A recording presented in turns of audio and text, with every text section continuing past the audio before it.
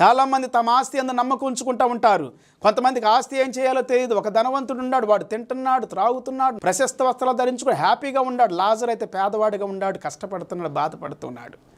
దేవుని వాక్యం సెలవిస్తూ ఉంది పిల్లారా, ధనవంతుడు చనిపోయాడు, లాజరు చనిపోయాడు. అయితే ముందు లాజరు చనిపోయి దేవుని యొక్క సన్నిధానాన్ని అనుభవిస్తా ఉన్నాడు. అంటే అబ్రహాం రొమ్మున ఆనుకొని ఉన్నాడు, ధనవంతుడు కూడా చనిపోయాడు, నరకములో ఉన్నాడని బైబిల్ గ్రంథం సెలవిస్తూ ఉంది.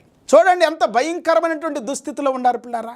చాలామంది జీవితంలో సంతోషాన్ని కోల్పోతున్నారు, నిజమైన జీవితాన్ని కోల్పోతున్నారు, నిత్య జీవాన్ని కోల్పోతూ ఉన్నారు, దేవుని రాజ్యాన్ని కోల్పోతూ ఉన్నారు, దేవుని సన్నిధిని కోల్పోతూ ఉన్నారు.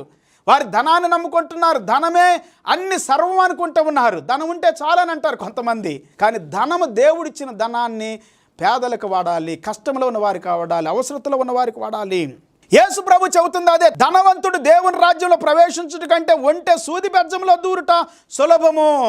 అందుకు వారు